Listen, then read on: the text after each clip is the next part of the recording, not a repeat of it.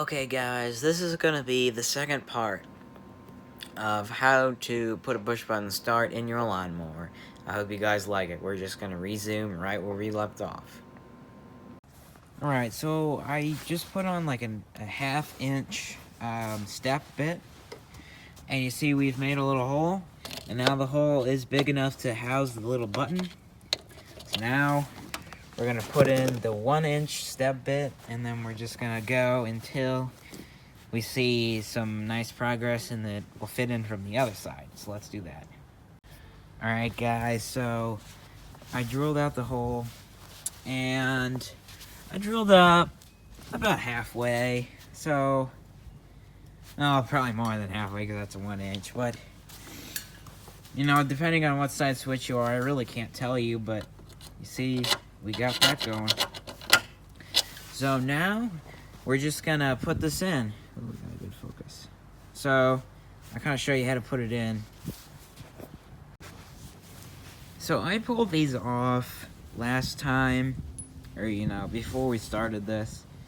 So, we're gonna put this little washer back on. So, we're just gonna put that back on here. I'll do that. Okay then, so we have this washer on, and then, okay, sometime I'll get a tripod and I can just kind of do it, but it's kind of hard right now. But, so you see right here, and I also have my phone charging because my battery just goes flat instantly.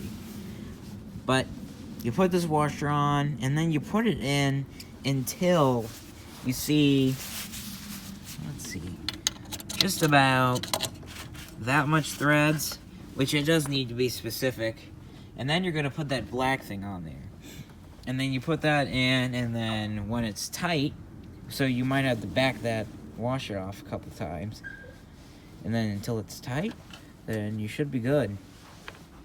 But yeah, I'll be right back with that. Alrighty then, so we have just about the right threads, and then you're just going to want to get the bolt size, which in my case is 3/4. You put that on there, you hold it from the other side, and you tighten it. But I'll do that later. So obviously we're good, it's pushing. So then you have these wires that are going to need to be hooked up to the solenoid. So that's what we're going to do next. Alright guys, so we're moving to the engine bay. Back down here. So, in here is where you're going to find all of your wiring and stuff, which obviously you should only really have this little harness, which I even have stuff in that harness. So right here is your solenoid, and I'll kind of tell you how this works.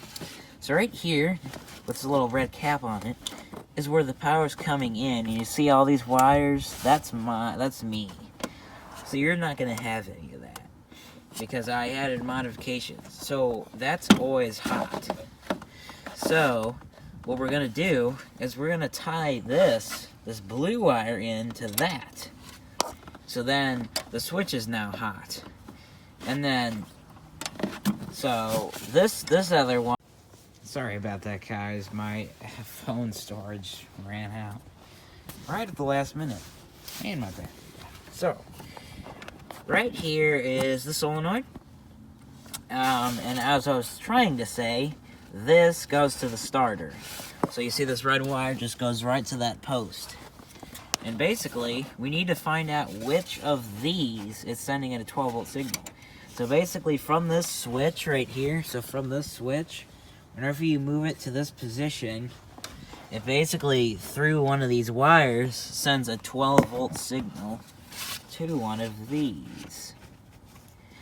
So, we need to figure out which one that is, which I'm pretty sure it's, I don't know, this one probably. But the way to check is we can hook up a underpowered battery up to there, and then when we hit the crank, we should see a 12-volt between one of these and ground. So that's what we're going to do, and then we're going to see which one it is. Because all of these solenoids are the same, so you should, you know, be getting, you know, the same thing. And also, you can look your specific solenoid up because this one I think is aftermarket, but just look it up, and then you'll also probably see which post it is. Because one of those posts, I think, tells it when the engine's on, because before the lights only turned on when the engine was on. So I will be back trying to figure out which one that is. Okay guys, so I have a battery hooked up. Hooked up just to some jumper cables. And then we have this fan right here. That should work, you know, just for testing. So we have that prong. This prong's grounded. And then this prong is going to hit one of these. And then we're going to see which one it is. Let's see if I am able to just kind of try and record this. Let's see. Good enough.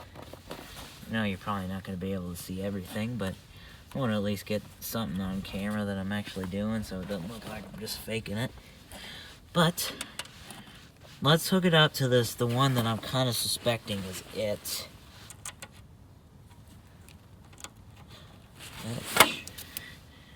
Alright. So, oh, came off real quick. Just gotta reconnect this. Alright, so that's way in there. So, if I hit the starter, so, let's see. Oh, sorry, guys. So, it doesn't seem like that's it. Not getting anything. Which, that does look like I'm not getting any signal from that. So then we'll take this off and then we'll check this one. Well, this one's gonna be a little bit harder to get at, but there you go. So I'm suspecting that this one is it, since this is the only other one, which it is not. Let me see, I just think I have a technical difficulty right here. I'll be right back. Okay, sorry about that, guys, but I was actually probing the wrong wire, and this wasn't hooked up. The friggin' things for that. But I found it. So now whenever you crank it... so I just have it hooked up to ground. And then it's this white wire, the one I was suspecting. So... another cool project that I was thinking of doing was adding a engine heater. So like, you would kick it over, let it heat out for, you know, a while, and then you would hit the starter. Here's the starter, it's working great. But now we just gotta take these wires, and we gotta make this one live. And then hopefully we'll see that the switch works, because I never tested that. But I think it will work. It was off on back. So we'll get that all situated. Be right back.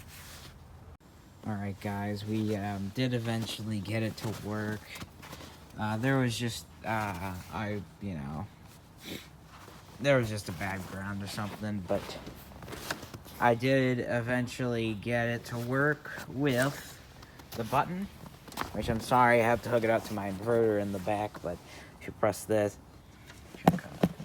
well, there's a messed up connection right here, so I move this around, and I really can't do this one hand. Oh, whatever. It did work though, so hopefully this works. So we'll get it all wired up. Alright guys, so what I did is to the blue wire, I attached the old power cable, so I just cut that off. I'm going to use that wire again for some kind of heater. But from here, we're just going to plug that in. And then for this wire, we're going to need to grab 12 volt. So we're just going to grab 12 volts from that little pole right there. So I'll be right back, and I'll just find something that I can do with that. Okay guys, this is going to be the end of this video. It turns out that there's actually going to have to be a part 3 because I wasn't able to pack it all, and I also want to, you know, have some testing at the end, so I'm not ready. So I'll see you in part 3. Bye.